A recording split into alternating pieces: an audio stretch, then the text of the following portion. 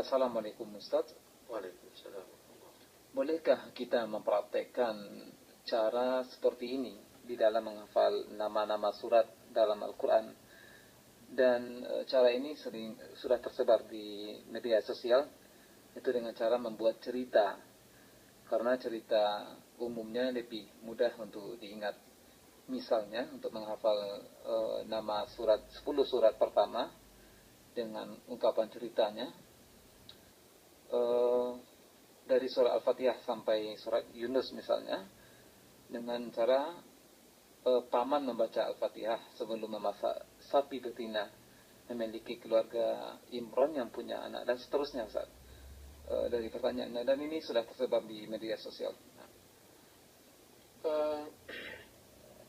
Kita diperintah untuk menghafal Al-Quran, menghafal ayat-ayat Al-Quran, atau kita dianjurkan untuk membaca dan bahkan sangat dianjurkan untuk menghafal ayat-ayat Al-Quran karena adalah kalam ilahi, kalam Allah Subhanahu wa taala, firman Allah Subhanahu wa taala yang dijanjikan barang siapa yang membacanya akan mendapatkan keutamaan yang besar. Satu huruf akan mendapatkan pahala 10 kali lipat. Ini yang merupakan amalan yang dianjurkan dalam agama kita. Adapun menghafal susunan surat itu bukan sesuatu yang dianjurkan.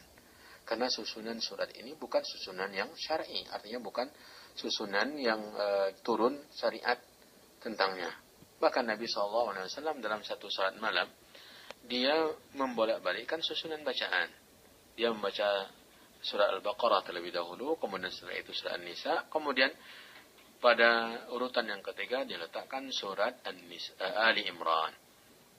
Surat Ali Imran menandakan bahwasanya susunan ini bukan berpatokan kepada dalil-dalil tertentu atau ditetapkan oleh Nabi SAW.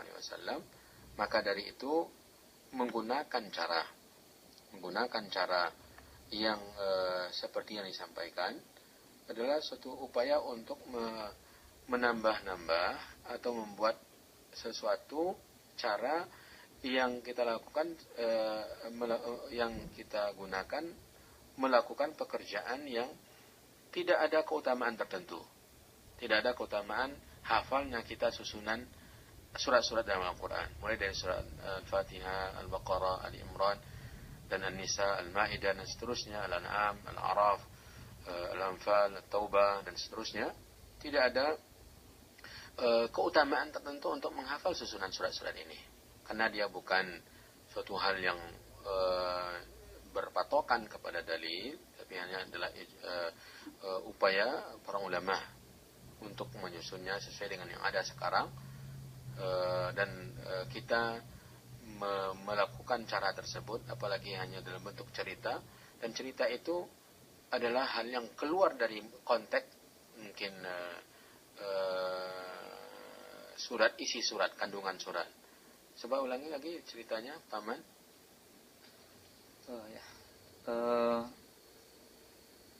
Paman membaca Al-Fatihah sebelum memasak sapi betina. Memasak sapi betina. Ini tidak ada konteks surah Al-Baqarah di situ. Tidak ada. Dan paman membaca Al-Fatihah juga. Dan ini kita khawatirkan melecehkan kandungan Al-Quran. Khawatirkan melecehkan sebelum memasak sapi betina. Hanya tujuan kita apa? Untuk menghafal urutan surah. Padahal itu tidak ada keutamaan tersendiri. Tidak ada keutamaan tersendiri, maka cara yang seperti ini wallahu ta'ala alam tidak benar. Wallahu ta'ala alam. Ya, dan ini juga diperhatikan dalam menghafal nama-nama nabi dan juga nama-nama bulan di Hijriah, Ustaz, dengan konteks seperti ini. Tidak ada keutamaan kita hafal nama-nama nabi.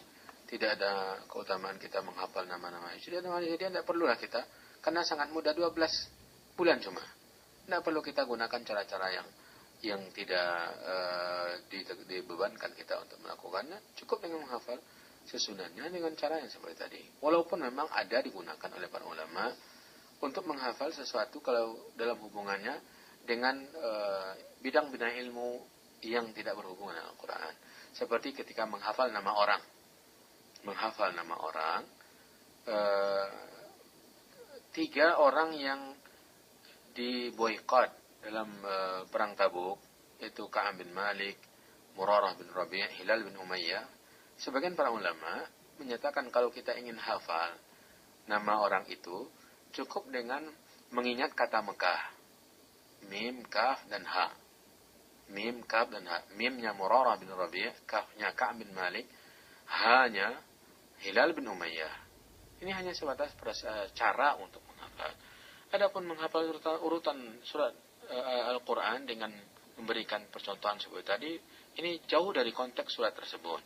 Dan bahkan mungkin ada unsur melecehkan kandungan yang ada dalam surat Al-Baqarah. Al-Baqarah sapi betina itu permasalahan yang sangat penting, di mana Allah menampilkan bagaimana menghidupkan makhluknya yang sudah mati di hadapan orang-orang yang tidak mempercayainya. Bani Israel ditampilkan bagaimana Allah menghidupkan. Allah dengan disembelihnya sapi betina tersebut dan diperintahkan untuk memukul dari sebagian organ sapi yang sudah disembelih, dipukulkan kepada orang yang sudah mati, hidup kembali dan mengabarkan siapa pembunuhnya. Ini adalah bagaimana Allah menampakkan kekuasaannya yang sempurna dan dia mampu untuk menghidupkan kembali makhluk yang sudah mati di hadapan orang-orang yang sifatnya mengingkari. Jadi saya rasa ini tidak tepat penggunaan cara yang seperti ini. Cukup dengan cara menghafalnya saja, karena memang mudah untuk menghafal surat-surat Al-Quran. Kalau kita sering membaca Al-Quran, tidak perlu kita menggunakan cara-cara yang tidak benar. Kita baca selalu Al-Quran, dan bahkan bila mana kita perlu menghafalnya, orang yang sudah hafal Al-Quran tidak perlu dia menghafal susunan surat Al-Quran. Orang yang sering membaca Al-Quran dengan berurut-urut terus, dengan mewirid-wiridkannya, dengan berurutan, dia tidak perlu menghafal nama-nama surat seperti tadi. Wallahu ta'ala a'lam. Baik, mudah-mudahan dapat dipahami oleh Ummu Harun di Australia dan juga barangkali untuk para pendengar semuanya. Kita